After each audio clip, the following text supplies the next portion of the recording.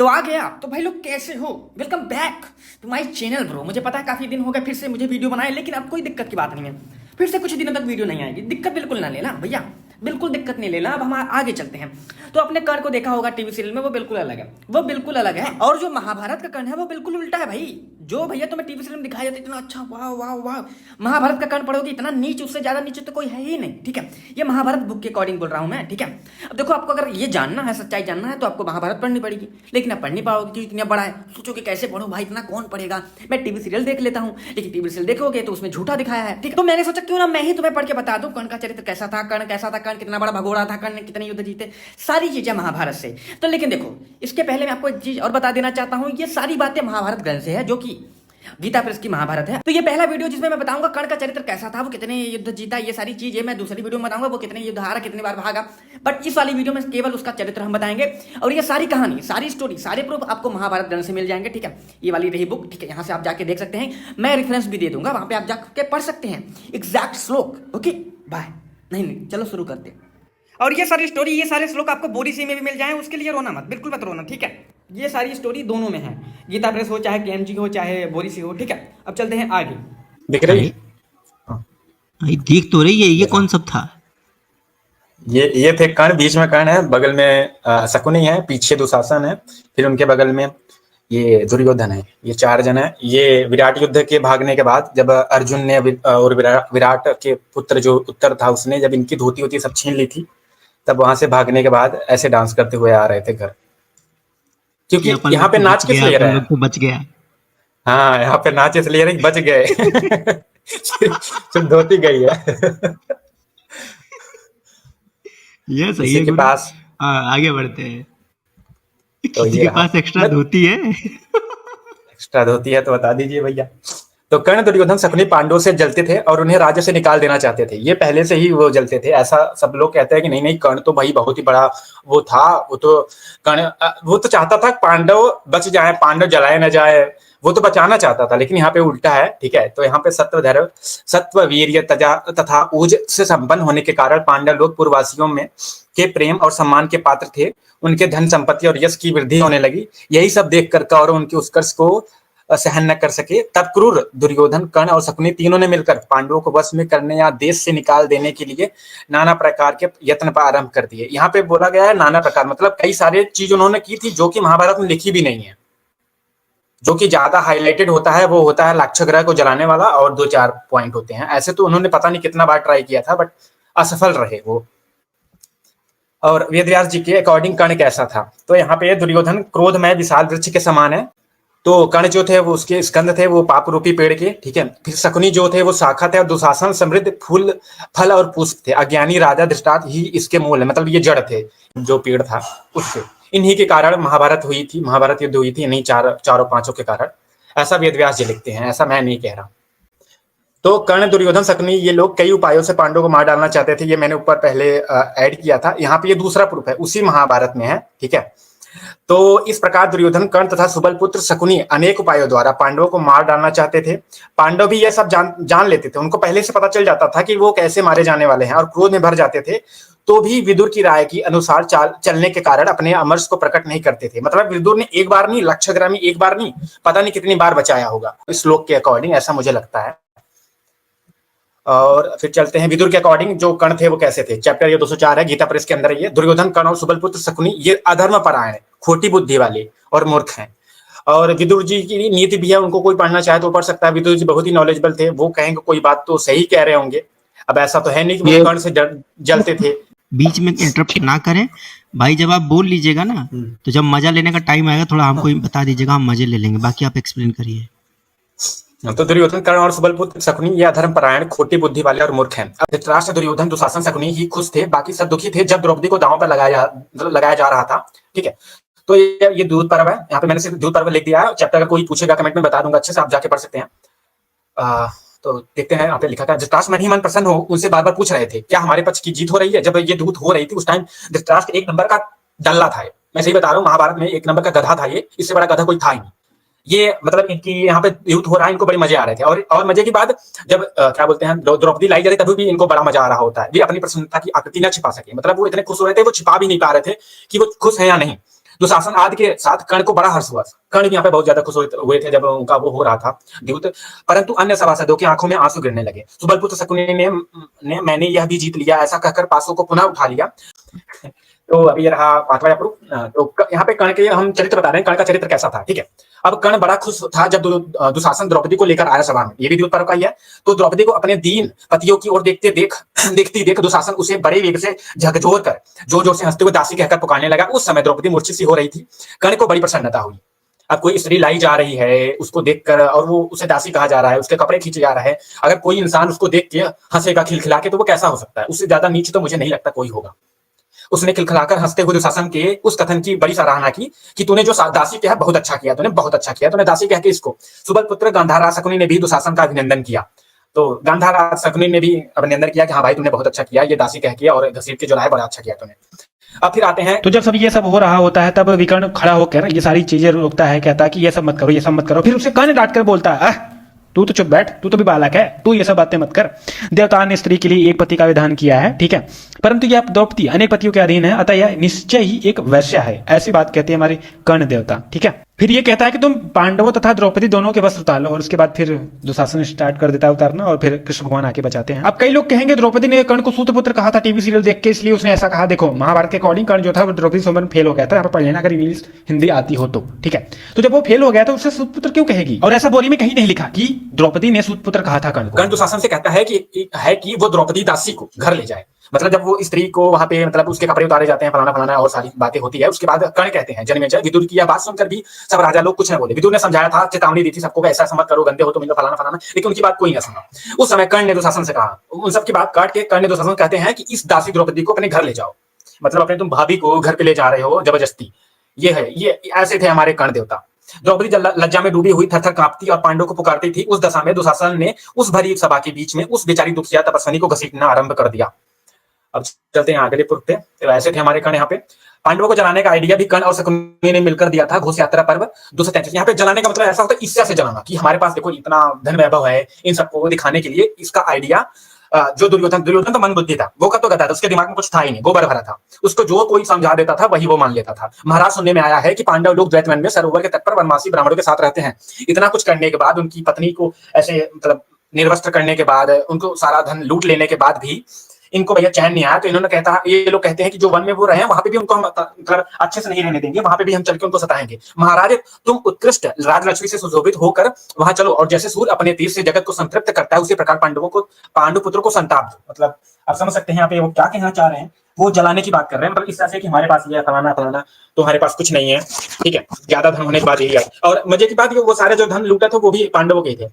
पांडवों के ही धन दिखा के उनको जलाएंगे। ऐसे मूर्ख पता नहीं कहां से हो जाते हैं। अच्छा थोड़ा आगे। तो जब अर्जुन अपनी प्रत्यंचा के टंकार करता है तो द्रोणाचार्य पहचान जाते हैं कि अर्जुन ही है, ठीक है।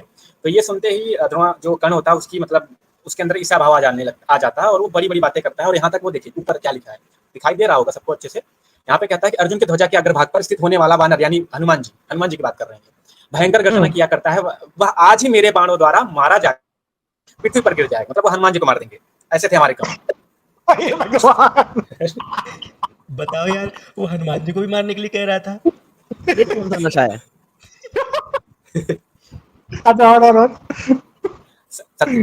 क्या लिखा है? हाँ, शत्रु की ध्वजा में निवास करने वाले भूतगण भी मुझसे मार जाकर जब चारों दिशाओं में भागने लगेंगे, उस समय उनके हाहाकार शब्द स्वर्गलोक तक पहुंच जाएंगे। लेकिन चारों ओर कौन भागता था? हमारे कर्ण देवता भागते थे।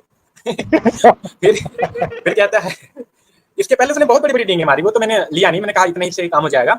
अर्जुन को रथ से गिराकर आज मैं दुर्योधन के हृदय में चिरकाल से चुपे हुए कांटे को जड़ सहित निकाल फेंकूंगा। पुरुषार्थ साधन में लगे हुए अर्जुन के घोड़े मार दिए जाएंगे, और वह रथहीन होकर केवल सांप की भांति फुफकार मारता फिरेगा। कौरव लोग आज उसकी यह अवस्था भी देखेंगे। और इसके बाद फुफकार मारता कौन है? कर्ण खुद।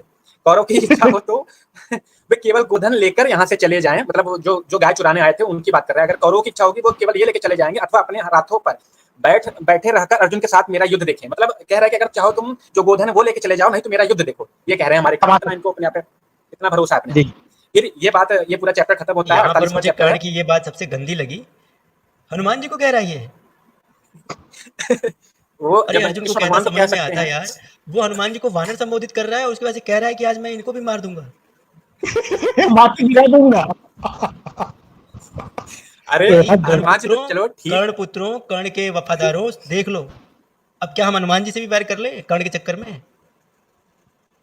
चलो हम ये भी कह सकते हैं कि चलो हनुमान जी को एक बार छोड़ दो, ये तो कह रहा था कि 1000 कृष्णा को मैं मार सकता हूँ, 1000 कृष्णा। हाँ वो है आपके पास, तो दिखाइए। वाह, मेरे पास है, मैं दिखा दूंगा इसके बाद कुछ देर बाद। तो यहाँ पे चलता है ये दूसरा, ये कौन सा चैप्टर था वो? मतलब तो ये मतलब 48वां मतलब चैप्टर था, उस जमाने का सबसे बड़ा फेंकू यही था।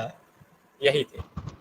फिर ये चैप्टर स्टार्ट होता है, तो यहाँ पे कृपाचार्य कहते हैं, राधानंदन, युद्ध के विषय में तुम्हारा विचार सदा ही क्रूरता पूर्वक रहता है, तुम ना तो कार्यों के स्वरूप को ही जानते हो और ना ही उनके परिणाम का ही विचार करते हो। तो यहाँ पे वो थोड़ी अर्जुन की बड़ाई करते हैं, अर्जुन ने ये किया, अर्जुन ने वो किया, अर्जुन ने फलाना फलाना ये सब किया, तुमने क्या किया। फिर उसके बाद कहते हैं किंतु कर्ण, अब यहाँ पे कर्ण की बात आती है। किंतु कर्ण, तुमने पहले कभी अकेले रहकर इस जगत में कौन सा पुरुषार्थ किया, मतलब अकेले तुमने क्या किया, मुझे यही बताओ। पांडवों में से एक ने विभिन्न दिशाओं में जाकर वहां के भूपालों में अपने वश में कर लिया। अभी यहाँ पे देखो कर्ण की जो दिग्विजय है वो खंडित होती है। यहाँ पे वो सीधा कह रहे हैं कि उन्होंने एक दिशाओं में जाकर जो थे दिग्विजय की थी, लेकिन तुमने नहीं की। इसका मतलब कर्ण ने दिग्विजय की ही नहीं थी। और सबसे मजे की बात, बोरी ने कर्ण की दिग्विजय हटा भी दी है, इसीलिए बहुत यहाँ पे कर्ण का दिग्विजय भी खंडन हो जाता है। तो क्या तुमने भी ऐसा कोई कार्य किया है? अर्जुन के साथ तो इंद्र भी रणभूमि में खड़े होकर युद्ध नहीं कर सकते, फिर जो उनसे अकेले भिड़ने की बात करे वह पागल है, उसकी दवा करानी चाहिए। ये ये बोला था उन्होंने। ये कौन सा अध्याय है? अब भाई जो ये हनुमान है, जी को मारने की बात करे तो उसका तो दवा होना ही चाहिए भाई। ये सही बात और 49वां अर्जुन ने ढंग से दवा की थी उसकी। ये 49वां अध्याय है, विराट पर्व का ही है, गोग्रहण पर्व है, जिसमें ये गाय चुराने जाते हैं, जहाँ पे युद्ध होता है, उसी का ये 51वां, नहीं सॉरी 49।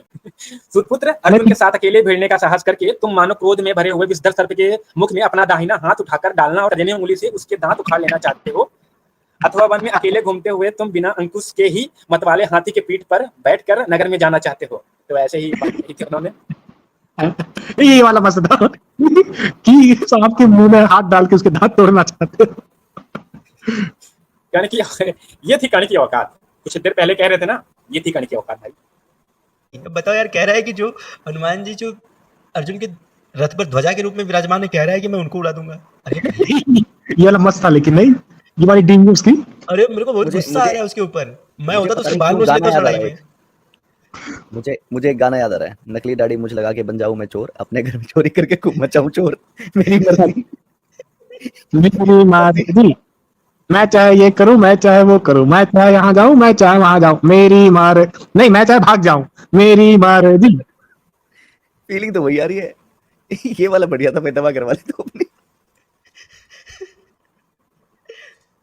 जब कर्ण जो थे हमारे, कर्ण शल्य के सामने बड़ी बड़ी डींगे मार रहे थे, तो शल्य ने की बहुत बढ़िया से खातिरदारी की थी, बहुत मतलब ऐसे कि कोई रोस्ट कर ही नहीं सकता, समझ लो कैरी मिनाटी। ऐसे रोस्ट किया था उन्होंने कर्ण की।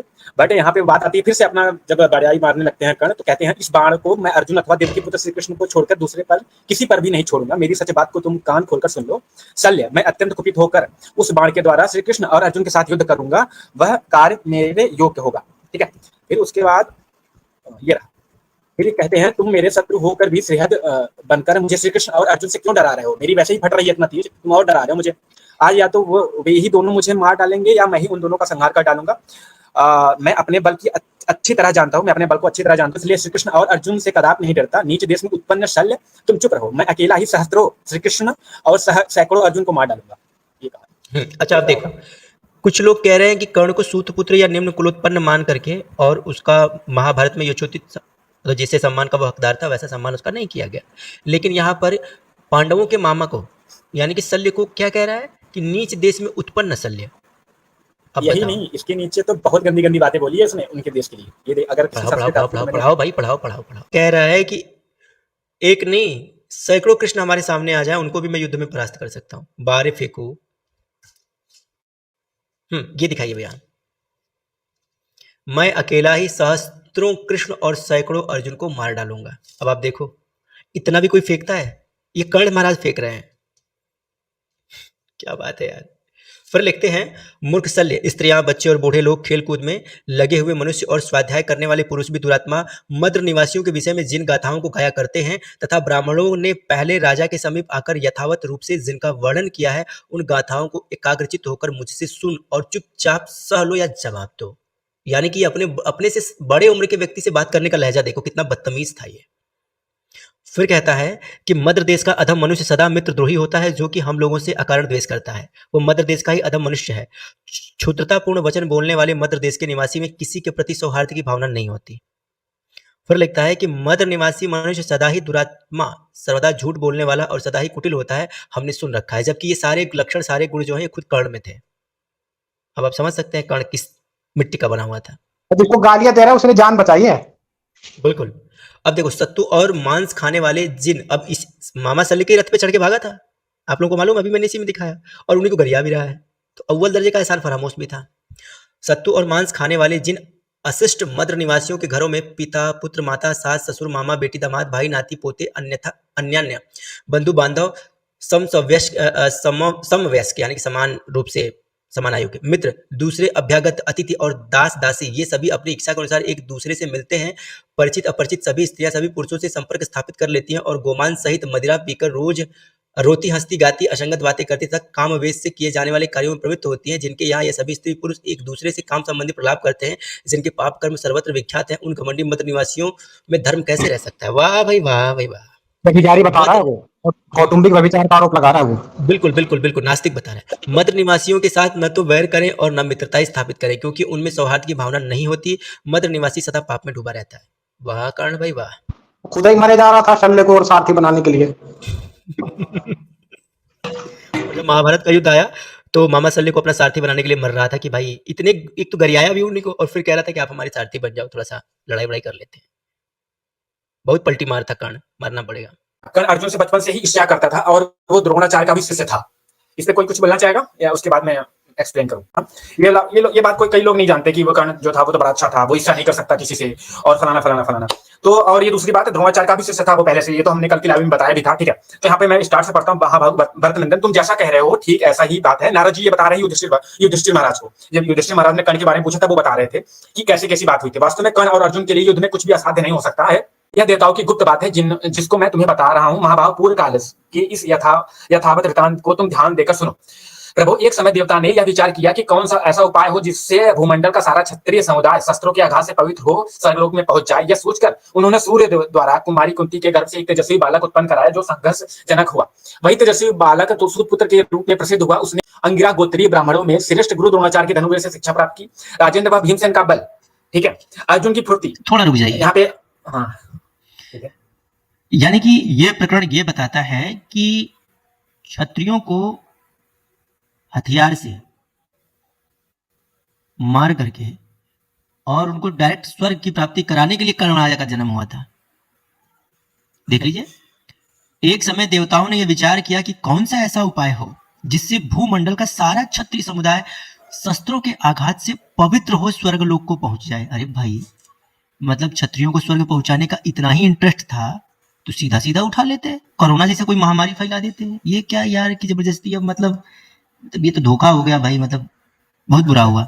मतलब और पता है, यह सोचकर उन्होंने सूर्य द्वारा कुमारी कुंती के गर्भ से एक तेजस्वी बालक उत्पन्न कराया जो संघर्ष का जनक हुआ। यानी कि महाभारत युद्ध का मूल कारण कर्ण है। और कर्ण पैदा क्यों हुआ था? सारे क्षत्रियों को निपटाने के लिए, निपटवाने के लिए। यस, इसलिए तो एविल कहते हैं भगवान इसको। 12-13 बार भगवान इसे कहते हैं एविल है तू। एविल मतलब नीच कह सकते हैं। एक कृष्ण भगवान ने कहा था, कृष्ण भगवान झूठ नहीं बोलते थे, इसका प्रूफ मैं दे दूंगा। वही तेजस्वी बालक सुपुत्र के रूप में प्रसिद्ध हुआ था। उसने अंगिरा गोत्री ब्राह्मण में श्रेष्ठ गुरु द्रोणाचार्य से धनुर्वेद की शिक्षा ली थी। यहाँ पे आप पढ़ सकते हैं कि गुरु द्रोणाचार्य ने उसे शिक्षा दी थी। राजेंद्र वहां भीमसेन, और जब वो गुरुकुल में रहता था द्रोणाचार्य के, तब वहां पे क्या होता है वो पढ़िए। राजेंद्र वहां भीमसेन का बल, अर्जुन की फुर्ती, आपकी बुद्धि, नकुल और सहदेव का विनय, गांडीवधारी अर्जुन की श्री कृष्ण के साथ बचपन से ही मित्रता तथा पांडव पर प्रजा का अनुराग देखता चिंतामग्न होकर वो जलता रहता था। वो बचपन से ही जलता रहता था। ऐसा नहीं कि बाद में वो देखा कि अर्जुन को सब बड़ा बड़ा कह रहे हैं तो वो जलने लगा। ना, वो पहले से बचपन से ही जलता था। वो भी अर्जुन की फुर्ती देखकर, पांडवों को देख वो जलता ही था बचपन से ही। जो इतना जलता हो वो कैसा इंसान होगा आप खुद ही सोच सकते हैं। इसलिए उसने बाल्यावस्था में ही राजा दुर्योधन के साथ मित्रता स्थापित कर ली थी। ऐसा नहीं है कि वहां पे क्या बोलते हैं वो जो कौन सा प्रकरण था जहाँ पे रंग मंडप में आता है वहां पे दोस्त बना था, ना ना ना, वो पहले से ही उनका दोस्त था, वो तो दिखाने वाली बात होती है। नहीं तो अगर अगर ऐसा ना होता तो जो द्रोणाचार्य ने उनको उसको पहचान कैसे लिया तुरंत और बोल दिया लड़ने के लिए। टीवी सीरियल की बात मत करिए, जैसे टीवी सीरियल में दिखाते हैं कि वो लड़ा नहीं था, फलाना फलाना, उसको मौका नहीं दिया, तब तक शाम हो गई, फलाना फलाना, बहुत सारी चीजें। ठीक है, आगे पढ़ते हैं। एक दिन अर्जुन को धनुर्वेद में अधिक शक्तिशाली देख कर्ण ने एकांत में द्रोणाचार्य के पास जाकर कहा, गुरुदेव मैं ब्रह्मास्त्र उसके छोड़ने और लौटाने का रहस्य सहित जानना चाहता हूँ। मेरी इच्छा है कि मैं अर्जुन के साथ युद्ध करूं। निश्चय ही आपका सभी शिष्यों और पुत्र पर बराबर स्नेह है। आपकी कृपा से विद्वान पुरुष यह ना कहें कि यह सभी अस्त्रों का ज्ञाता नहीं है। द्रोणाचार्य कर्ण की दुष्टता को समझकर उससे बोले, मतलब वो जान गए कि इसकी मेंटालिटी कितनी है, ये सिर्फ जीतने के लिए लड़ना चाहता है अर्जुन से, ये अपने सामर्थ्य से नहीं लेना चाहता कोई चीज, ये ब्रह्मचर्य का पालन नहीं करना चाहता है। तो वो जब उसकी दुष्टता को जान जाते हैं उसके बाद वो कहते हैं, बस ब्रह्मास्त्र को ठीक ठीक ब्रह्मचर्य व्रत का पालन करने वाला ब्राह्मण ही जान सकता है, अथवा तपस्वी क्षत्रिय, दूसरा कोई किसी तरह इसे नहीं सीख सकता। ठीक है, और कर्ण तो ब्रह्मचारी था नहीं, उसको मैं आगे बताऊंगा क्यों नहीं था। उनके ऐसा कहने पर अंगिरा गोत्रीय ब्राह्मणों में श्रेष्ठ द्रोणाचार्य की आज्ञा ले उनका यथोचित सम्मान करके कर्ण सहसा महेंद्र पर्वत पर परशुराम जी के पास चला गया। वहां से उनसे ये कहता परशुराम जी के पास जाकर उसने मस्तक झुकाकर उन्हें प्रणाम किया और बोला, मैं भृगुवंशी ब्राह्मण हूँ। यहाँ पे वो झूठ बोलता है अस्त्र लेने के लिए, ताकि उनको लगे कि यहाँ पे भगवान कहते हैं, यहाँ पे द्रोणाचार्य कहते हैं ना कि ब्राह्मण ही ले सकता है, तपस्वी क्षत्रिय ही ले सकता है, क्योंकि ब्राह्मण क्या बोलते हैं, ब्राह्मण ब्रह्मचारी होते थे उस टाइम के। आज की बात नहीं कर रहा मैं, आज के बारे में मुझे नहीं पता। मैं भृगुवंशी ब्राह्मण हूँ, तो वहां पे ये जानबूझ के जाके ब्राह्मण कहता है ताकि उसको सारी शक्तियां जो परशुराम भगवान की थी वो मिल जाए। ऐसा कहकर उसने गुरु भाव से उनकी शरण ले लिया। उसके बाद उन्होंने शिक्षा दी, जब उनको पता चलता है तो वो श्राप दे देते हैं। अब चलते हैं आगे। तो यहां तक अभी हो गया। कर्ण की थोड़ा और नीचपना दिखाते हैं हम आपको।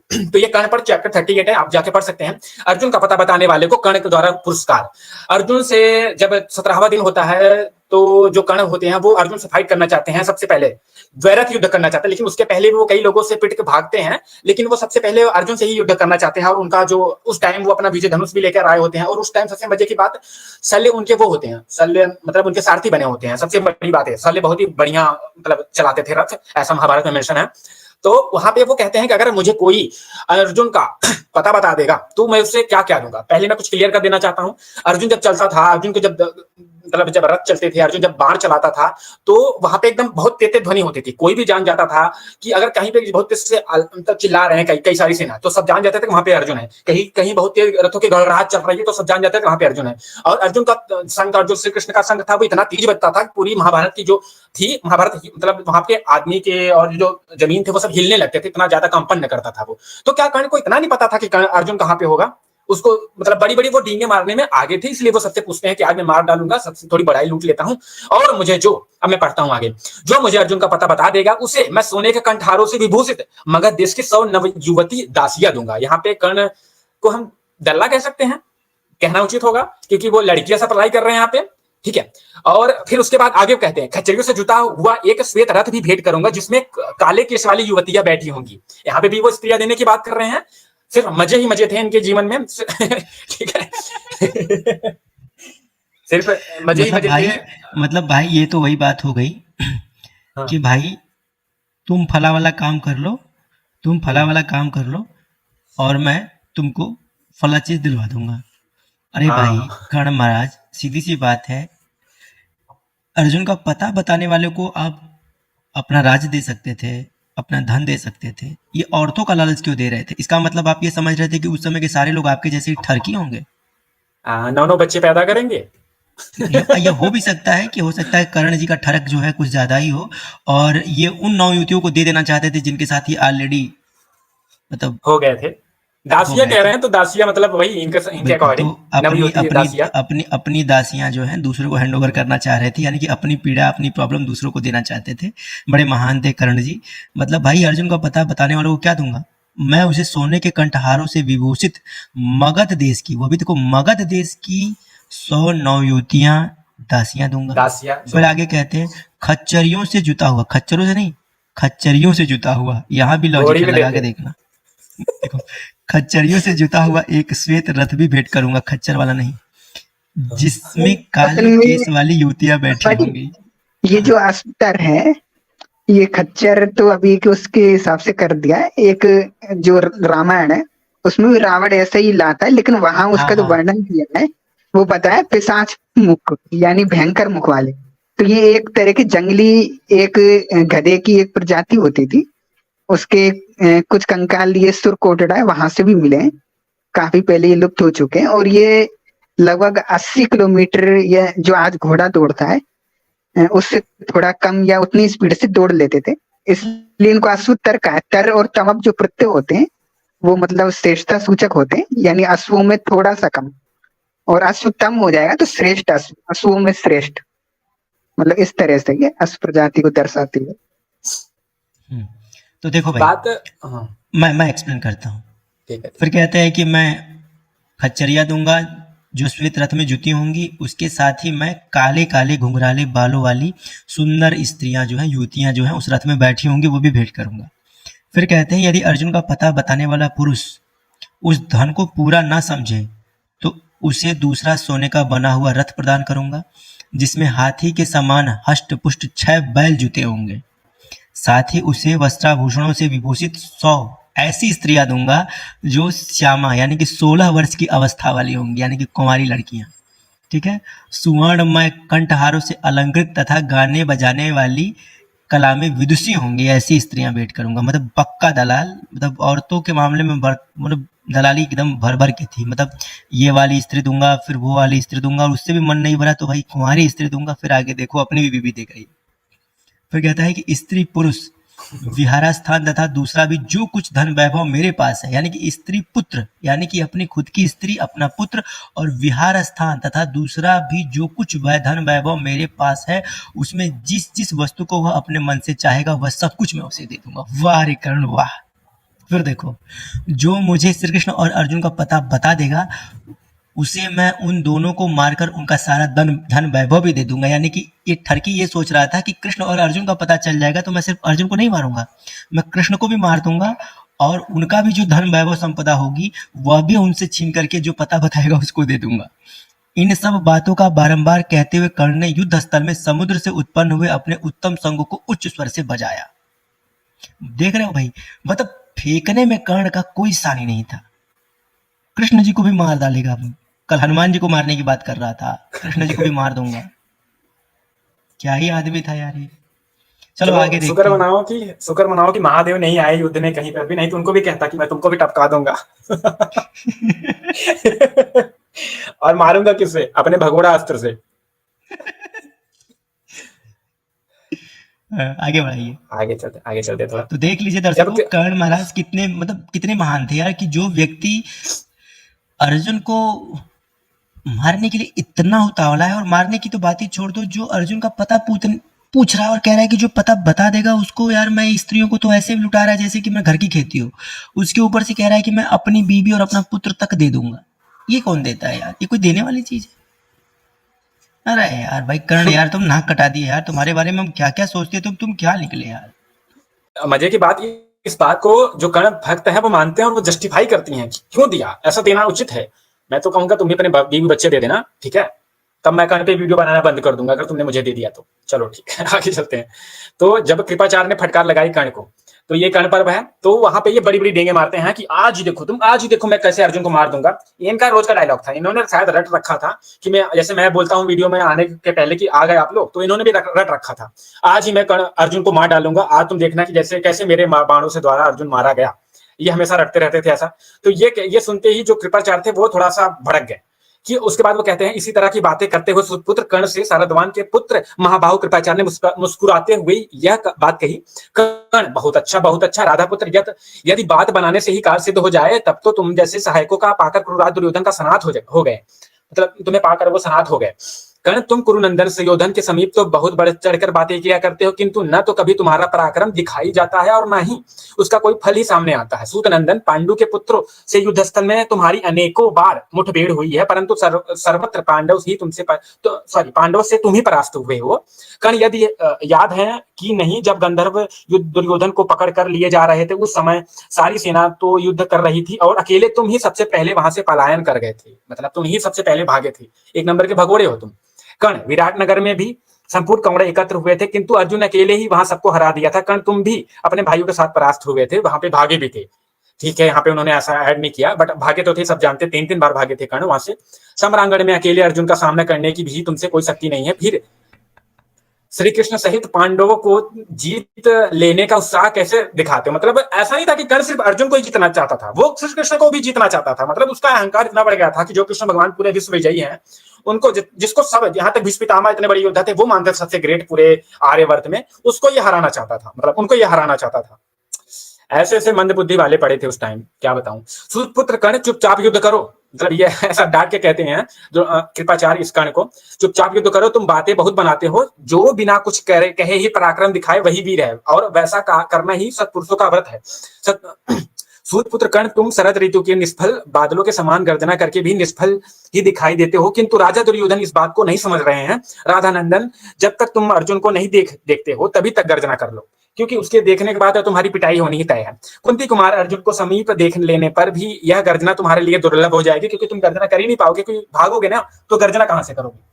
अर्जुन के वे बाण तुम्हारे पड़ रहे हैं, तभी तक तुम जोर जोर से गरज रहे हो। अर्जुन के बाणों से घायल होने पर तुम्हारे लिए यह गर्जन तर्जन दुर्लभ हो जाएगा। क्षत्रिय अपनी भुजाओं के से शौर्य परिचय देते हैं, ब्राह्मण वाणी द्वारा प्रवचन करने में वीर होते हैं, अर्जुन धनुष चलाने में सूर है, किंतु कर्ण केवल मंसूबे बांधने में वीर है, मतलब बड़ी बड़ी डींगे बांधने में कर्ण एकदम श्रेष्ठ है, ऐसा कृपाचार्य कहते हैं।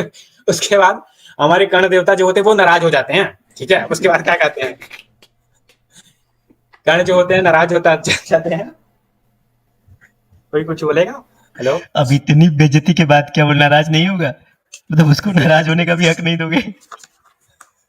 उसके बाद क्या कहता है ये मतलब अभी सच बताऊं तो आज हम क्या धो रहे हैं, उस टाइम खुद ही कृपाचार्य ने उसको धो दिया था। अरे उस टाइम इसको किसने नहीं धोया, अर्जुन ने धोया है। ऐसे अर्जुन मतलब, ने तो बाणों से धोया ना, कृपाचार्य ने तो बातों बातों में ले ली इसकी पूरी। बातों में भी अर्जुन ने बहुत बात धोया है कि अरे तू नीच है, तू कुलबुद्धि है, जब देखा तब भाग जाता है। हो सकता है मैंने आगे लगाया हूं, जब देखो तब तेरे को इतनी बार तेरे को भीम ने दौड़ा दौड़ा के मारा, लेकिन तूने एक बार हरा दिया तो उनको इतनी खड़ी कोटी सुना। रुक मैं तेरे को अभी बताता हूँ। बहुत ही मतलब लज्जा, मतलब ऐसे डायरेक्ट इसको बोलता है, और ये बंदा क्या करता है, मुंह जो है वो अपना नीचे करके चला जाता है, या तो वहां से भाग लेता है। मतलब ये करता था तभी तो मुंह नीचे कर लेता था लज्जा के कारण, लेकिन जो इसे थोड़े कमजोर थे उनके ऊपर चढ़ जाता, जैसे अभी कृपाचार्य के ऊपर चढ़ जाएगा, तब अश्वत्थामा इसको गर्दन काटने के लिए इसका दौड़ेगा, उसको मारेगा नहीं, वो तो दुर्योधन रोक देता है। आगे मैं बताऊंगा। और कोई कुछ बोलना चाहेगा? नहीं, बहुत मजा आ रहा है, बहुत मजा आ रहा है। और कुछ लोग छटपटा रहे हैं कमेंट सेक्शन में, वो भी देख के बहुत मजा आ रहा है। मैं तो भी नहीं दे सकता। क्या कुछ कह रहे हैं? नहीं, आप कंटिन्यू करो, जो कह रहा है उनको हम लास्ट में बुलाएंगे। हाँ, तुम तो ब्राह्मण और उसमें भी बूढ़े हो। तब ऐसा जो कर्ण होता है वो कृपाचार्य से कहता है, तुम तो ब्राह्मण और उसमें भी बूढ़े हो, तुमसे युद्ध करने की शक्ति है ही नहीं तुम्हारे अंदर। इसके सिवा तुम कुंती के पुत्रों पर स्नेह रखते हो, इसलिए मोहवश मेरा अपमान कर रहे हो। दुर्बुद्धि ब्राह्मण, यदि यहाँ पुनः इस प्रकार मुझे अप्रिय लगने वाली बात बोलोगे तो मैं अपनी तलवार उठाकर तुम्हारी जीभ काट लूंगा। क्या बात है? कोई सच बता दे तो उसकी जीभ काट लो। और कर्ण कहते हैं कि सब लोग कहते हैं सूत के साथ बहुत बहुत बुरा हुआ, फलाना बेचारा, उसको सूत पुत्र कहते थे। वो यहाँ पे दुर्बुद्धि ब्राह्मण कह रहा है, वो गलत नहीं है। ब्राह्मणों को वो गलत बोल रहा है, ये गलत बात नहीं है। जीभ काटने की बात कर रहा है वो, जीभ सच बोलने पर जीभ काटने की बात कर रहा है। हाँ भाई, तो उसके बाद फिर कहते हैं, ब्राह्मण दुर्मते, तुम तो युद्ध स्थल में समस्त करो सेनाओं को भयभीत करने के लिए पांडवों का गुणगान चाहते हो। उसके विषय में भी जो मैं यथार्थ बता रहा हूं उसे सुन लो। उसके बाद कर्ण ने शायद थोड़ी बहुत डींगे मारी थी कि मैं ये कर दूंगा वो कर दूंगा, ठीक है। और ये सुनकर जैसे ही उसने मतलब फालतू बातें सुनी, ये चैप्टर खत्म हो जाता है। उसके बाद ये चैप्टर स्टार्ट होता है। तब जब अश्वत्थामा ने कर्ण को मारने के लिए तलवार उठा ली, जब वो देखता है कि उसके मामा को इतनी खरी खोटी सुना रहे थे हमारे कर्ण, तो वो खुशिया जाता है और कहता है कि आज तो मैं इनको पेल ही दूंगा, ठीक है। सॉरी। इस प्रकार अपने मामा के पति सूतपुत्र कर्ण को कटुक वचन सुनाते देख अश्वत्थामा बड़े वेग से तलवार उठाकर तुरंत कर्ण पर टूट पड़ा। जैसे सिंह के मतवाले हाथी पर झपटता है, उसी प्रकार अत्यंत क्रोध में भरे हुए द्रोण कुमार अश्वत्थामा ने दुर्योधन के देखते देखते कर्ण पर आक्रमण किया, ठीक है। अश्वत्थामा ने कहा, दुर्बुद्धि नराधम, मेरे मामा संपूर्ण जगत के श्रेष्ठ धनुर्धर एवं सूरवीर हैं, ये अर्जुन के सच्चे गुणों का बखान कर रहे हैं। तो भी तुझे देशवश अपनी सूरता की डींग हाँकता है हुआ, और घमंड में आकर ये आज युद्ध में किसी को कुछ न समझता हुआ जो इन्हें फटकार रहा है, इसका क्या कारण है? इसका क्या कारण? उसे पूछते हैं तो ऐसा क्यों कर रहा है? जब युद्ध स्थल में गांडीवधारी अर्जुन ने तुझे परास्त करके तेरे देखते देखते जयद्रथ को मार डाला था, उस समय तेरा पराक्रम कहाँ गया था? तूने जयद्रथ को क्यों नहीं बचा लिया, तेरे भी अस्त्र कहाँ चले गए थे।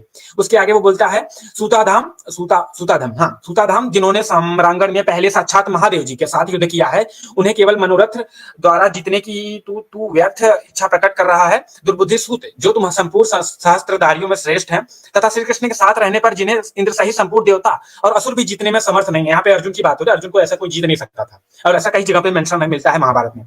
उन्हें लोक के एकमात्र अपराजित वीर अर्जुन को जीतने के लिए इन राजाओं सहित तेरी क्या शक्ति है। दुर्बुद्धि नाराधाम, कर्ण तू देख और खड़ा रह। दुर्मते, मैं अभी तेरा सिर जो है धड़ से उतार देता हूं। उसके बाद तुरंत ही बीच में आके दुर्योधन बचा लेता है कर्ण को, ऐसा हम कह सकते हैं, ठीक है। नहीं तो कर्ण तो मुझे लगता है कि अश्वत्थामा के हाथ से ही मारे जाते अर्जुन को मारने की जरूरत नहीं पड़ती, ठीक है। अब शल्य ने जब कर्ण की उतारी थी, एकदम खरे खोटे सुनाए थे, वो सुनिए। ये कर्ण पर्व चैप्टर है 43 या चैप्टर 43, वहां पे आप जाके पढ़ सकते हैं। हाँ, तो शल्य कहता है कि कर्ण बस महाभारत ढंग से पढ़ो, महाभारत ढंग से पढ़ो।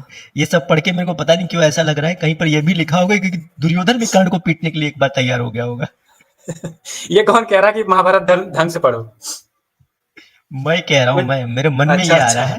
बताओ कि कोई ऐसा आदमी नहीं है जो कर्ण को ठोकना न चाहता हो।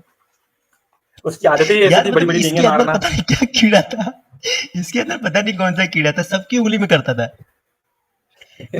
सबसे उलझना और सबसे गाली खाना और फिर सबसे बेइज्जत होना, कर्ण का ये स्वाभाविक चरित्र था यार। ऐसा कोई और पात्र है महाभारत में या ये एक ही है?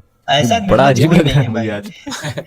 अकेला यही है, अकेले यही है, क्योंकि ये डायरेक्ट परब्रह्म के अवतार थे ना भाई, डायरेक्ट वहीं से आए थे ये कमेंट पढ़ो, ये कमेंट पढ़ो। कर्ण तो इतना दानवीर था कि अपनी पत्नी दान कर देता था। सही है। आगे तो कर्ण पहली बड़ी बड़ी डींगे मारते हैं कि मैं आज ही, मतलब जब शल्य उनको रथ को चला रहे होते हैं तो वह जब डींग बच्चे अपने डांग कर देते हैं, उसी टाइम की बात है। वो भी 43 चैप्टर था, ये भी शायद 40 नहीं, वो 42 था शायद, ये 43 है। तो कर्ण जब ऐसी बड़ी बड़ी डींगे मार रहे थे कि आज मैं अर्जुन को मार डालूंगा, ये कर दूंगा, वो कर दूंगा, फलाना फलाना कर दूंगा। तो फिर शल्य ने कहा, कर्ण बस बस, अब बढ़ बढ़कर बातें बनाना बंद करो। तुम अधिक जोश में आकर अपनी शक्ति से बहुत बड़ी बड़ी बात कहे जा रहे हो, मतलब ऐसे कि तुम अपने औकात से बाहर जा रहे हो। भला कहाँ नरश्रेष्ठ अर्जुन और कहाँ मनुष्य में अधम तुम। सूतपुत्र, अब आज तुम्हारा वध के लिए पुनः यह दूसरा उत्तम युद्ध उपस्थित हुआ है। क्या हुआ?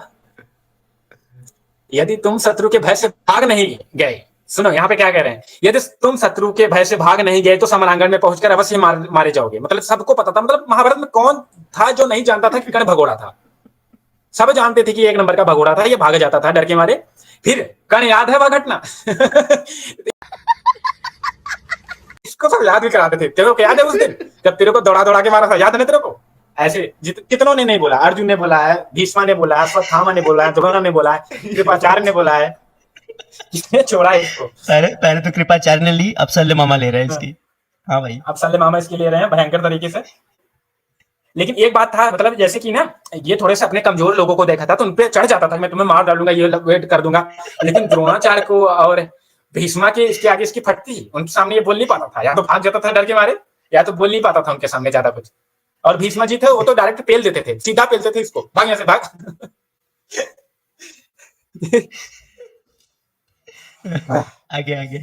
आगे थोड़ा चलते हैं। कर्ण याद है वह घटना जब उस यात्रा के समय गंधर्वों ने शत्रु बनकर दुर्योधन, यहाँ पे कृपाचार्य भी शल्य भी वही सेम बात याद करा रहे हैं उसको बनकर दुर्योधन का अपहरण कर लिया था। उस समय इन्हीं अर्जुन ने सूर्य किरणों के समान तेजस्वी उत्तम बाणों द्वारा उन बहुसंख्यक शत्रुओं को मारकर धृतराष्ट्र पुत्र को बंधन से मुक्त किया था। उस युद्ध में तुम सबसे पहले भागे गए थे, पता है ना? उस समय पांडवों ने गंधर्वों को पराजित करके कलह प्रिय धृतराष्ट्र पुत्र को कैसे छुड़ाया था, क्या ये बात तुम्हें याद नहीं? एक नंबर की यार, तुम क्या बोलूं मैं आगे। विराट नगर में गोहरण के समय पुरुषश्रेष्ठ अर्जुन ने विशाल बल वाहन से संपन्न तुम सब लोगों को द्रोणाचार्य, अश्वत्थामा और भीष्म के सहित परास्त कर दिया था। अकेले अर्जुन ने किया था इन सबको, सब बड़ी बड़ी बातें करते हो अर्जुन ये फलाना फलाना, अर्जुन अकेला ही काफी था इनके लिए। अब आगे चलते हैं। भीष्म के सहित परास्त कर दिया था, उस समय तुमने अर्जुन को क्यों नहीं जीत लिया? बताओ, अगर तुम्हारे अंदर बहुत ही सामर्थ्य है, ऐसे तुम आज बड़ी बड़ी डींगे मार रहे हो, उस टाइम क्यों नहीं हरा दिया था? जब तुम भागे थे 3 बार, एक बार तो तुम्हारे सामने तुम्हारे भाई को मार दिया, फिर भी तुम कुछ नहीं उखाड़ पाए। आगे चलते हैं। यहाँ पे शल्य ने इतना फट कर रहा था, उसके बाद उन्होंने फिर ये फालतू बातें करने लगता कि मैं तेरे बच्चों को मार डालूंगा, तेरे नगर में जितने लोग उनको मार डालूंगा, आक्रमण कर दूंगा, तुझे लूट लूंगा, ऐसे फलाना फलाना बात करते हैं कर्ण। लेकिन ये बात होती है कि इनके मतलब जीवन का ये आखिरी दिन होता है, इसी दिन ये मारे जाते हैं छटपटाते हुए। और अब आगे चलते हैं, श्री कृष्ण द्वारा कर्ण को फटकारना। अब देखो, आपने शल्य की बात नहीं मानी, चलो ठीक है, कृपाचार्य की बात नहीं मानी, ठीक है, अश्वत्थामा की बात नहीं मानी, चलो ठीक है, द्रोणाचार्य की मैंने दिखाई नहीं, भीष्मा की मैंने दिखाई नहीं, और मैंने पीपीटी में ऐड नहीं किया क्योंकि टाइम नहीं था और थोड़ा काम था मुझे। अब श्री कृष्ण की बात तो माननी पड़ेगी। श्री कृष्ण भगवान कहते हैं अश्वमेधिक पर्व में कि जीवन भर में मैंने कोई भी झूठ नहीं बोला है और मैंने युद्ध में कभी भी पीठ नहीं दिखाई है, ठीक है। तो यहाँ से भी वो बात क्या बोलते हैं, डिबंक हो जाती है कि सब कहते हैं ना कृष्ण भगवान को रण छोड़, ये सारी कहानी झूठी है, भगवान खुद इसका खंडन करते हैं। अब चलते हैं आगे। तो श्री कृष्ण भगवान की बातें आपको माननी पड़ेगी क्योंकि वो कभी झूठ नहीं बोलते थे। अब आगे चलते हैं। तो यहाँ पे बात ये होती है, कर्ण का पहिया फंस जाता है, तो कर्ण बहुत बड़ी बड़ी ज्ञान की बातें करने लगता है कि अगर कोई आदमी है वो छल से क्या बोल, मतलब वो निशस्त्र हो गया, उस पर नहीं मारना चाहिए, किसी के बाल खुले हो तो उसको नहीं मारना चाहिए युद्ध में, कोई बिना रथ के हो उसको नहीं मारना चाहिए। ये बता कौन रहा है? कर्ण। यही कर्ण थे जिन्होंने अरे रथहीन, साफ साफ बोल देता कि अगर किसी के फट रही हो तो उसे नहीं मारना चाहिए, तो भगवान समझ जाते। कर्ण डर के मारे रो रहा था। यहाँ पे अभी मैं दिखाऊंगा वो आगे कैसे रो रहा था डर के मारे वो। तो यहाँ पे ये बात कौन कह रहा है? हमारे कर्ण कह रहा है, जो जिस कर्ण ने रथहीन करके अभिमन्यु को मारा था, जिस कर्ण ने क्या बोलते हैं भीम को रथहीन करके उसे अपशब्द कहे थे, ठीक है, जिसने मतलब जिन्होंने हमेशा ऐसे लोगों को मारा, वो ऐसा ज्ञान दे रहा है कि इन लोगों को नहीं मारना चाहिए। पहली बात तो तुम खुद करो, बाद में तुम दूसरों को ऐसा कार्य नहीं करना चाहिए। वाह भाई, क्या हिपोक्रेसी है ये, ठीक है। तब आगे चलते हैं। उसके बाद ऐसी बड़ी बड़ी बातें कर रहा था तो श्री कृष्ण भगवान गुस्सा हो जाते हैं और इसको फटकारते हुए कहते हैं, राजन, उस समय रथ पर बैठे हुए भगवान श्री कृष्ण ने कर्ण से कहा, राधानंदन, सौभाग्य की बात है कि आज अब यहाँ तुम्हें धर्म की याद आ रही है। प्रायः यह देखने में आता है कि नीच मनुष्य विपत्ति में पड़ने के पर ही देव की निंदा करता है, अपने किए हुए कर्मों को नहीं। यहाँ पे वो भगवान सही बता रहे हैं, हम लोगों को भी देखना चाहिए। जो नीच होते हैं ना, वो जब वो कहीं किसी संकट में पड़ते हैं ना, तो वो कहते हैं हमारे साथ भगवान ही करते हैं, किस्मत ही हमारी वो है, ठीक है, तभी हमारे साथ भगवान ही ऐसा कर रहे हैं। लेकिन वो अपने कर्मों को नहीं देखता कि उसने इतने गंदे गंदे कर्म कर दिए, उसको वो नहीं देखता। तो वही यहाँ पे भगवान बता रहे हैं उसको, कर्ण, जब तुमने तथा दुर्योधन, दुशासन और सुबल पुत्र शकुनि ने एक वस्त्र धारण करने वाले रजस्वला द्रौपदी को सभा में बुलवाया था, उस समय तुम्हारे मन में धर्म का विचार नहीं उठा था। और मैं कुछ बताना चाहता हूँ, मैंने पीपीटी में शायद वो बातें नहीं ऐड की है। जो द्रौपदी थी, द्रौपदी के वस्त्र उतारने का ऑर्डर जो था वो कर्ण ने ही दिया था दुशासन को कि इसके वस्त्र उतार, ऐसे अच्छी नहीं लग रही, वस्त्र उतारो। जैसे ये अपनी दासियों को उतार के देखते होंगे, वैसे ही उन्होंने द्रौपदी के लिए भी कहा था, ठीक है। इसका प्रूफ अभी मैं लास्ट में दिखा दूंगा, अगर किसी को भरोसा न हो तो कमेंट में आप कर सकते हैं। अब थोड़ा आगे चलते हैं। तो जब कौरव सभा में जुए के खेल का ज्ञान न रखने वाले राजा युधिष्ठिर को शकुनि ने जानबूझकर छलपूर्वक हराया था, उस समय तुम्हारा धर्म कहां चला गया था? कर्ण वनवास के 13वां वर्ष बीत जाने पर भी जब तुमने पांडवों के राज्य उन्हें वापस नहीं दिया, उस समय तुम्हारा धर्म कहां चला गया था, ठीक है। उसके बाद आगे कहते हैं, जब राजा दुर्योधन ने तुम्हारी ही सलाह लेकर भीमसेन को जहर मिलाया हुआ अन्न खिलाया और उन्हें सर्पों से डसवाया, उस समय तुम्हारा धर्म कहां गया था? अब सबसे मजे की बात, जो भीम को सर्पों का जो विष पिलाया गया था और सांपों से डसवाया गया था, वो हमारे कर्ण देवता ने ही कहा था करने को। समझ रहे हो ना? दुर्योधन को जितनी भी सलाह दी, कर्ण और शकुनि ने ही दी है। और दुशासन ने दी। दुर्योधन के दिमाग में तो गोबर भरा था, उसको जो भी कुछ कह देता वो मान लेता। और वानवत नगर में लाक्षा भवन के भीतर सोए हुए कुंती कुमारों को जब तुमने जलाने का प्रयत्न कराया था, उस समय तुम्हारा धर्म कहां गया था? यहाँ पे कृष्ण भगवान उसके अधर्म गिना रहे हैं। यहाँ पे आप पढ़ सकते हो, हर श्लोक में उसके एक अधर्म है। मैंने जितने बताए ना उससे ज्यादा तो कृष्ण भगवान नहीं बताएंगे। अभी देखो, कर्ण भाई सभा में दुशासन के वश में पड़ी हुई रजस्वला द्रौपदी को लक्ष्य करके तुमने जो उपहास किया था, जब तुम्हारा धर्म कहां चला गया? तुम्हें उपहास मतलब वही वैश्या जो कहा था कर्ण ने, वही बात यहाँ पे कह रहे हैं, तुमने वैश्या कहा था, वो तुम्हारा तब तुम्हारा धर्म कहां चला गया था? राधानंदन, पहले नीच कौरवों द्वारा कलेश पाती हुई निरपराध द्रौपदी को जब तुम निकट से देख रहे थे, उस समय तुम्हारा धर्म कहां गया था? वहां पे मेंशन है कि ये अपनी आंखें फाड़ फाड़ कर देख रहा था। मतलब इतना ज्यादा लस्टी आदमी मैंने नहीं देखा महाभारत में, इतना ज्यादा कुपात्र नीच पात्र मैंने नहीं देखा। आगे चलते हैं। हाँ, याद है ना, तुमने द्रौपदी से कहा था, कृष्ण, पांडव नष्ट हो गए, सदा के लिए नरक में पड़ गए, अब तू किसी दूसरे पति का वर्ण कर ले। जब तुम ऐसी बात कहते हुए गजगामिनी द्रौपदी को निकट से आंखें फाड़ फाड़ कर देख रहे थे, यहाँ पे कृष्ण भगवान ने भी मेंशन कर दिया, उस समय तुम्हारा धर्म कहां चला गया था? कर्ण, फिर राज्य के लोभ में पड़कर तुमने शकुनि की सलाह के अनुसार जब पांडवों को दोबारा जुए के लिए बुलवाया, उस समय तुम्हारा धर्म कहां चला गया था? आपको सबको बता देना चाहता हूं, 2 बार जुआ हुआ था, ठीक है, दोबारा भी इन्होंने बुलवाया था, कर्ण नहीं। जब युद्ध में तुम बहुत से महारथियों ने मिलकर बालक अभिमन्यु को चारों ओर से घेर कर मार डाला था, उस समय तुम्हारा धर्म कहां चला गया था? ठीक है, यहाँ पे अभिमन्यु को मारने की बात हो रही है। यदि उन अवसरों पर यह धर्म नहीं था, तो आज भी यह धर्म सर्वथा धर्म की दुहाई देकर तालू सुखाने से क्या लाभ? सूत, अब यह धर्म के कितने ही कार्य कर न डालो, तथापि जीते जी तुम्हें छुटकारा नहीं हो सकता।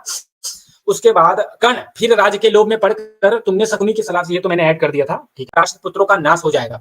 उसके बाद संजय कहते हैं उस समय भगवान श्री कृष्ण के ऐसा कहने पर कर्ण ने लज्जा से अपना सिर झुका लिया, उससे कुछ भी उत्तर देते नहीं बना।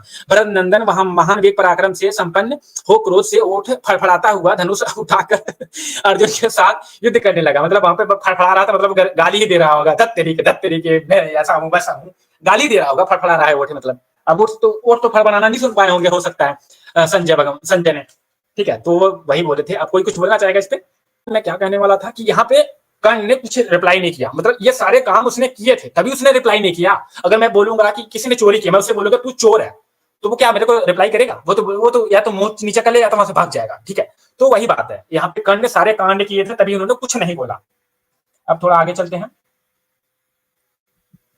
हाँ, ये थोड़ा मजेदार है, तो इसको थोड़ा बाद में हम करेंगे जब शकुनी ने कहा नहीं, ठीक है, यहीं से स्टार्ट करते हैं। अपनी बूढ़ी औरतों के प्रति काम भाव में आसक्त रहता था कर्ण। अब यहाँ पे हम बताएंगे कि ये कर्ण उपनिवाद पर्व है, ठीक है। यहाँ पे कृष्ण भगवान कर्ण को मनाने जाते हैं कि एक काम करो भाई, तुम पहले से पांडव हो, आओ चलो तुम इस साइड चले आओ, ठीक है, तुम युद्ध न करो, क्योंकि कृष्ण भगवान लास्ट तक चाहते हैं। कुछ लोग कहते हैं कि कृष्ण भगवान ही चाहते थे युद्ध हो जाए, लेकिन कृष्ण भगवान लास्ट तक चाहते थे कि युद्ध हो, क्योंकि ये जो युद्ध हो रहा है, जो दुर्योधन था वो कर्ण के ही बल पे ही युद्ध कर रहा था, ठीक है। तो वो चाहते थे कि युद्ध ना हो, इसलिए वो कर्ण को मनाने जाते हैं, तुम हमारे साइड चले आओ, तुम्हें युद्ध करना शोभा नहीं देता। जब उन्होंने दुर्योधन को मनाना चाहा, दुर्योधन नहीं माना, तब ये बात वो कर्ण से कहते, नहीं तो वो पहले कर्ण के पास नहीं आते। ये सेकंड ऑप्शन होते हैं कर्ण, ये कह सकते हैं हम। तो फिर वहां पे कर्ण कहता है मैं नहीं आ सकता, और कारण क्या देता है? कारण तो बहुत सारी चीजें देता है, ठीक है। उसके बाद कहता है माधव, उन्होंने मेरे जात कर्म आज संस्कार करवाए, अपने पिता की बात कर रहा है, अधिरथ की। जनार्दन, उन्होंने ही पुत्र परमेश्वर शास्त्रीय विद्या में ब्राह्मणों द्वारा मेरा वसुसेन नाम रखा था, मेरा जो अधिरथ ने रखा था कर्ण का। श्री कृष्ण मेरी युवावस्था होने पर अधिरथ ने सूत जात की कई कन्याओं के साथ, एक नहीं दो नहीं, कई कन्याओं के साथ मेरा विवाह करवाया था, और उन कन्याओं से 9 बच्चे पैदा किए थे भाई साहब ने। चलो ठीक है। अब उनसे मेरे पुत्र और पौत्र भी पैदा हो चुके थे, पुत्र ही नहीं पौत्र भी पैदा हो चुके हैं, मतलब समझ लो कि ये लोग दादा बन चुके हैं। जनार्दन, उन स्त्रियों में मेरा हृदय काम भाव से आसक्त रहता है, मतलब अभी भी ये मजे करना चाहते हैं, इसीलिए ये नहीं आ सकते कृष्ण भगवान के साथ। ठीक है। अब देखो, मतलब भाई पुत्र के भी पुत्र हो चुके हैं, फिर भी ठरक ऐसी है कि हे जनार्दन, अभी भी मेरा मन उधर ही लगा रहता है। अगर मैं इधर आया तो वो सब कुछ उधर चला जाएगा, इसलिए हे जनार्दन मैं आपकी तरफ नहीं आ सकता, क्योंकि अभी भी मेरा दिल इलू इलू करता है। वाह कर्ण महाराज वाह, क्या बात है। आपको तो 501 तोपों की सलामी मिलनी चाहिए। ठरक चरण सीमा पे है भैया जी की। मतलब हद ही है यार, मतलब क्या लॉजिक दे रहा है। श्री कृष्ण, मेरी युवा अवस्था होने पर अधिरथ ने सूत जाति की कई कन्याओं के साथ मेरा विवाह करवाया, अब उनसे मेरे पुत्र और पौत्र भी पैदा हो चुके हैं। जनार्दन, उन स्त्रियों में मेरा हृदय काम भाव से आसक्त रहता है। बिल्कुल आसक्त रहेगा। अरे तुम्हारे ठरकपन को तो हम पहले ही देख चुके हैं। अब तुम कह रहे थे कि कोई अर्जुन का पता दे देगा तो मैं उसको काले केस वाली दूंगा, कुंवारी कन्या दूंगा, तो फिर वो जैसी चाहेगा वैसी दूंगा, और फिर भी नहीं माना तो अपनी बीवी दे दूंगा। भाई तुम्हारे ऐसा महान व्यक्ति धरती पर पैदा होकर महाभारत युद्ध नहीं करवाएगा तो दूसरा क्या करवाएगा। गजब आदमी हो भाई। चलो आगे बढ़ते हैं। अब चलते हैं, जब शकुनी ने कहा कि राज्य लौटा दो, युद्ध न करो, यहां तक देख सकते हैं आप कि शकुनी जो था वो भी कर्ण से अच्छा था। वो क्या कहता है, पांडव ने तुम्हारा सत्कार किया है, तुम्हें शोक हो रहा है, इसके विपरीत यदि उन्होंने तिरस्कार किया होता तो न जाने तुम्हारी कैसी दशा होती। वो दुर्योधन से ये बात कह रहा है। कुंती कुमारों ने जो सदा व्यवहार किया है, उसे तुम शोक का आश्रय लेकर नष्ट न कर दो। राजेंद्र, जहां तुम्हें हर्ष मनाना और पांडवों का सत्कार करना चाहिए, वहां तुम शोक कर रहे हो। तुम्हारा यह व्यवहार तो उल्टा ही है। मन में प्रसन्नता लाओ, शरीर का त्याग न करो, ठीक है। तो यहाँ पे जो दुर्योधन था वो मरने जा रहा था, तो वो ऐसी बात शकुनी कहते हैं। पांडवों ने तुम्हारे साथ जो सदा व्यवहार किया है उसे स्मरण करो और संतुष्ट होकर उनका राज उन्हें लौटा दो। ऐसा करके यश और धर्म के भागी बनो। यहाँ पे जो शकुनी होता है वो ऐसा कहता है कि तुम उनके जो राज्य था उसको लौटा दो। लेकिन हमारे कर्ण कुछ ही देर बाद हमारे कर्ण आके कहते हैं ना, तू एक काम कर, मैं युद्ध लड़ लूंगा, तू युद्ध लड़, ठीक है। मतलब यहाँ पे हम कह सकते हैं शकुनी मना कर रहा है, लेकिन हमारे कर्ण कह रहे हैं कि युद्ध करो, युद्ध होगा उसके बाद ही हम देंगे, पहले मत दो, ठीक है। अब थोड़े आगे चलते हैं, आगे चले। यहाँ पे कुछ अगर कोई कहना चाहे तो एक्सप्लेनेशन देना उनको मालूम तो था ही, मैं भी निपटूंगा तू भी निपटेगा। अरे मैं भी निपटूंगा तू भी निपटेगा, जो बच जाएगा वो भी निपटेगा। सबको पता था कि मारे जाएंगे। मारे जाएंगे। भीष्म द्वारा कर्ण को फटकार, तो ये भीष्म ने वैसे उसको 4-5 बार फटकारा है, ठीक है, महाभारत में। लेकिन ये जब गंधर्व युद्ध से हार के भाग आते हैं, जब जब हमारे जो कर्ण होते हैं वो कहते हैं कि मैं मार दूंगा, ये कर दूंगा, वो कर दूंगा, तुम अनशन पे मत बैठो, तुम मरो नहीं दुर्योधन, मैं तुम्हें राज्य जितवा कर दूंगा, ये सब कहते हैं। तब वहां पे भीष्म द्वारा कर्ण को फटकार ये सुनते हैं, तब कर्ण, तब जो भीष्म होता है तब उसको फटकार लगाते हैं इसकी बातें सुनकर। तब मैं स्टार्टिंग से पढ़ता हूँ। हाँ, ये बात भीष्म ही कह रहे हैं, सबसे कह रहे हैं, वहां पे जितने लोग थे, धृतराष्ट्र थे, सॉरी दुर्योधन थे, शकुनी थे, सारे के सारे थे, उन सबके सामने कह रहे हैं, तुम्हारे तपोवन जाते समय, जैसा कि मैंने पहले ही कह दिया था, वही आज भी कह रहा हूं, तुम मुझे तुम्हारा वहां जाना अच्छा नहीं लगा, और वहां जाकर तुमने जो कुछ किया वह भी पसंद नहीं आया। वीर शत्रुओं ने तुम्हें वहां बलपूर्वक बंदी बना लिया, और धर्मक पांडवों ने तुम्हें उस संकट में छुड़ाया, और कहा क्या अभी भी तुम्हें लज्जा नहीं आती? ये बात वो दुर्योधन से कह रहे हैं। फिर वो कहते हैं, गांधारी नंदन, सेना सहित तुम्हारे सामने ही पुत्र कर्ण गंधर्वों से भयभीत होकर युद्ध से भाग निकला। यहाँ फिर से वो कह रहे हैं कि भगोड़ा था, ये भाग गया वहां से। राजेंद्र राजकुमार सब जब सेना सहित तुम चीखते चिल्लाते रहे, उस समय महात्मा पांडवों ने जो पराक्रम कर दिखाया था वह भी तुमने प्रत्यक्ष देखा है। महाबाहो, उस समय खोटी बुद्धि वाले सुपुत्र कर्ण का पराक्रम भी तुमसे छिपा नहीं था। ये बात वो दुर्योधन से कहते हैं कि उस समय खोटी बुद्धि वाले, सब उसको खोटी बुद्धि वाला, दुर्बुद्धि और नीच ही कहते थे, मैं नहीं कह रहा, ऐसा वहां के लोग ही कहते थे। सूतपुत्र कर्ण का पराक्रम भी तुमसे छिपा नहीं था। नृपश्रेष्ठ धर्मवत्सल, मेरा तो ऐसा विश्वास है कि धनुर्वेद, शौर्य और धर्म आचरण में कर्ण पांडवों की अपेक्षा चौथाई योग्यता के भी बराबर नहीं है, चौथाई भाग्य के भी बराबर नहीं है, ठीक है। तो राजन भीष्म के ऐसा कहने पर राजा दुर्योधन हंस पड़ा और शकुनी के साथ सहसा वहां से अन्यत्र चला गया। मूर्ख जो होते हैं वो ऐसे ही करते हैं, जब कोई उन्हें अच्छा आदमी ज्ञान देने लगता है तो वो हंस के वहां से चले जाते हैं, तो उसका तिरस्कार कर देते हैं, और उनके बस का कोई बात नहीं है, क्योंकि उनके दिमाग में तो गोबर भरा होता है। वही हाल दुर्योधन का था। महाबली दुर्योधन को अन्यत्र गया जानकर और दुशासन आदि महान धनुर्धरों ने उसका अनुसरण किया, मतलब ये भी उनके पीछे चल लेती है। बस यही बात थी। भीष्म ने फटकारा था, यहाँ पे कई जगह पे फटकारा था, बस मैंने उसको ऐड नहीं किया। मैंने कहा कि ज्यादा पीपीटी लंबी हो जाएगी, 40 पेज की लगभग बनी गई है, 45 पेज की। तो कर्ण ने दान देना कब शुरू किया, वो दानवीर कब बना? टीवी सीरियल में बहुत दिखाते हैं फलाना फलाना ऐसा था, बहुत ही बड़ा बचपन से दानी था, फलाना फलाना ये सब था, वो सब था, लेकिन दान देना उसने कब स्टार्ट किया?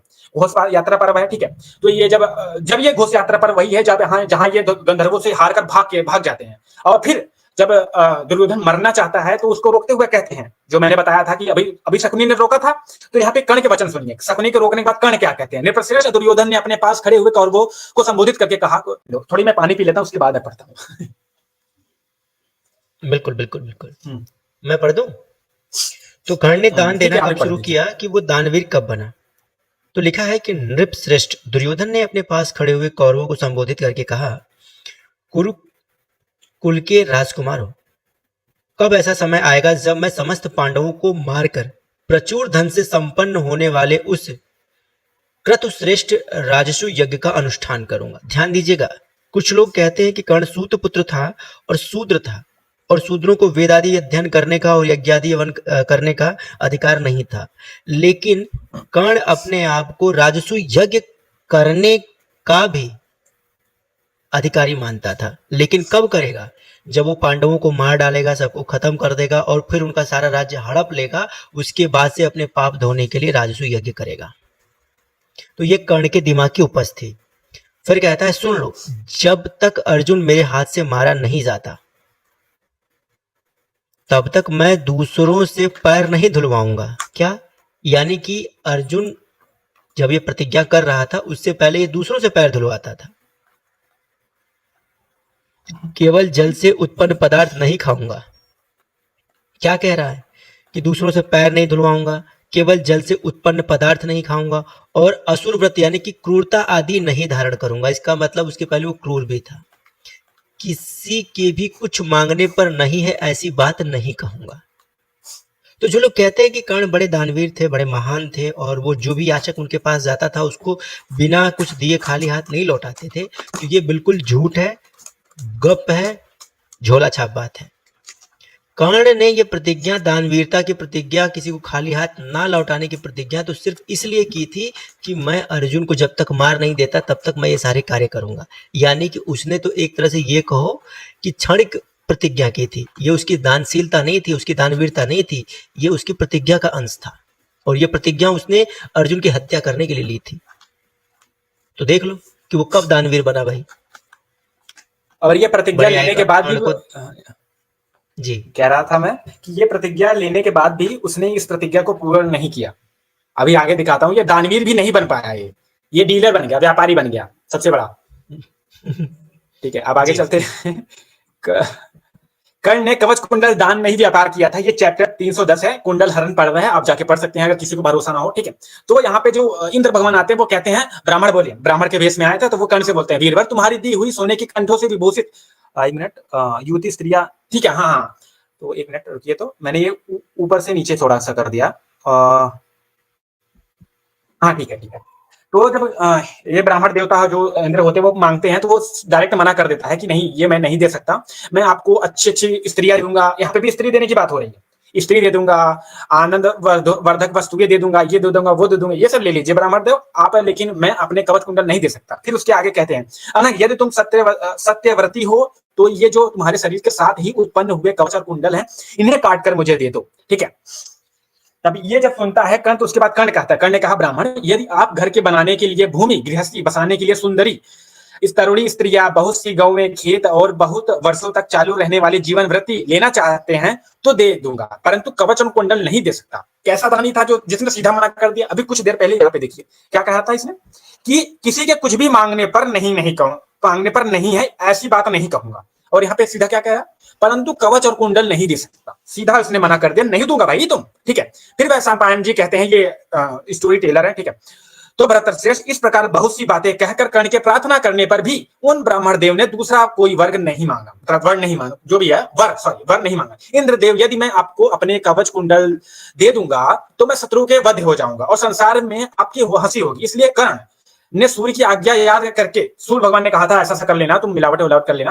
ठीक है, शक्र आप कुछ बदला देकर इच्छा अनुसार मेरे कुंडल और उत्तम कवच ले जाइए, अन्यथा मैं इन्हें नहीं दे सकता। यहाँ पे सीधा मना कर रहे हैं और कह रहे हैं कि अगर तुम्हें मैं तभी दूंगा जब तुम मुझे कुछ बदले में दोगे। यहाँ पे सीधा व्यापार हो रहा है, सीधा डील हो रही है। ठीक है, और क्या बोलते हैं, ये कोई दान नहीं है। फिर इंद्र बोले, कर्ण जब मैं तुम्हारे पास आ रहा था उसके पहले तुम्हें सूर्य ने सारी बातें बता दी होगी। ठीक है, कुछ देर तक विचार करने के बाद तब इंद्र ने शक्ति के विषय में 2 घड़ी तक मन ही मन विचार करके कर्ण से इस प्रकार कहा, कर्ण तुम मुझे अपने दोनों कुंडल और सहज कवच दे दो और मेरी यह शक्ति ग्रहण कर लो। ठीक है, इस शर्त के अनुसार हम लोगों में इन वस्तुओं का विनिमय हो जाए। यहाँ पे भी देख लीजिए, यहाँ पे भी देख लीजिए, अच्छे से बदला जा रहा है। बदला यानी व्यापार, मतलब एक्सचेंज की ऑफर चल रहा है, एक्सचेंज कर रहे हैं। ठीक है, यहाँ पे कोई भी दान नहीं है, यहाँ पे दान है ही नहीं। ठीक है, ये तो एक्सचेंज है, सीधा व्यापार है। ठीक है, सूतनंदन दैत्यों का संहार करते समय मेरे हाथ से छूटने पर यह मोक्ष शक्ति सैकड़ों शत्रुओं को मार देती है, वह पुनः मेरे हाथ में चली आती है। वह शक्ति तुम्हारे हाथ में जाकर किसी एक तेजस्वी, ओजस्वी, प्रतापी तथा गर्जना करने वाले शत्रु को मारकर पुनः मेरे ही पास आ जाएगी। कर्ण बोलता है यहाँ पे, देवेंद्र मैं इस महासभा में एक ही शत्रु को मारना चाहता हूँ और वो था अर्जुन। इसके द्वारा मारना चाहता हूं जो बहुत गर्जना करने वाला और प्रतापी है तथा जिससे मुझे सदा ही भय बना रहता है। मतलब कर्ण की हमेशा फटती थी अर्जुन से, वो देख करके, तभी वो उसको मारने के लिए अस्त्र ले रहा है। अब आगे चलते हैं। हाँ, पीपीटी यहीं पे खत्म हो गई है। ये कर्ण थे नीच, कितने कर्ण नीच थे उसके बारे में ये सारी चीजें थी। ठीक है जी, तो आपने देखा कि किस तरह से हाँ। कर्ण महाराज जो है वो प्रतिज्ञाबद्ध थे कि मैं फला फला काम तब तक नहीं करूंगा जब तक कि मैं अर्जुन को मार नहीं देता।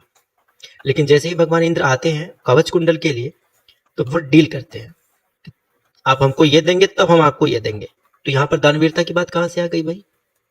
कुछ लोग कर्णपुत्र ये कहते हैं कि असल में इंद्र भगवान खुश होके देके गए थे, तो यहाँ तो खुश होने वाली बात ही नहीं है। यहाँ पर तो वो कह रहे हैं कि एक हाथ ले एक हाथ दे, ये तो सौदा कर रहे हैं।